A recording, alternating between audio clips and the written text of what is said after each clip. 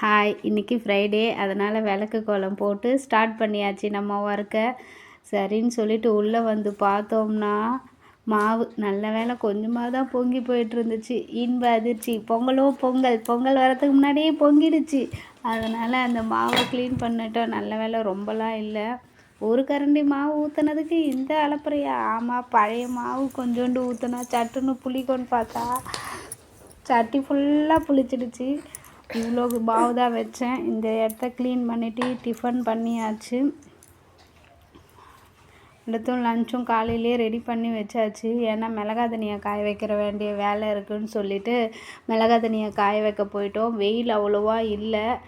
எங்கே போனாலும் நம்ம பாப்பா நம்மளுக்கு ஹெல்ப் பண்ணாமல் இருக்கவே மாட்டாங்க. மிளகா தனியாக கொட்டின கவரெல்லாம் எடுத்து பிரித்து வச்சிட்ருக்காங்க. மஞ்சள் வந்து 1/2 கிலோ தனியாக அரைச்சிப்பேங்க, கடையில் வாங்க மாட்டேன். இது வந்து என்னென்னு பார்த்தோம்னா கம்பு கூழ் புட்டுக்காக ரெடி பண்ணலாம் அப்படின்னு சொல்லிட்டு ரெடி பண்ணிகிட்ருந்தேன். வெயில் அடிக்குதோ இல்லையோ நம்மளால் தரையில் காலே வைக்க முடியல. ஆனால் இந்த எறும்புங்க அழகாக அதை பொறுக்கிட்டு போயிட்டு சாப்பிட்டுட்ருக்காங்க.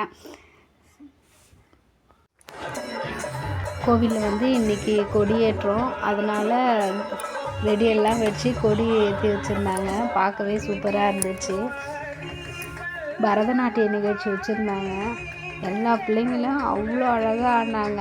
அங்கேருந்து வர்றதுக்கு டைமே நம்மளுக்கு பத்தலை. நைட்டு 10:30 ஆகிடுச்சிங்க. இப்போ இந்த ஃபங்க்ஷன் எல்லாம் முடிச்சுட்டு வர்றதுக்கு எங்கள் ஊர் குவார்ட்டர்ஸில் வந்து ஐயப்பன் கோவில் இருக்குது. ஐயப்பன் கோவிலில் தான் இந்த ஃபங்க்ஷன் வச்சுருக்காங்க. ஃபங்க்ஷன்லேயே நைட்டு எல்லாருக்கும் கீழே உட்கார வச்சு விருந்து வச்சுடுவாங்க. நைட்டு நம்ம சமைக்கிற வேலை இல்லை. வீட்டுக்கு வரும்போது வீட்டாண்ட பார்த்தோம்னா இதுமாரி ஒரே ஒரு சின்ன மரம் கேப்பில் வந்து நிலா ஒழிஞ்சிக்கிட்டு அழகாக இருந்துச்சு. இன்றைக்கி நாளே சூப்பராக, இன்றைக்கி டேவே ரொம்ப ஹாப்பியாக போச்சு.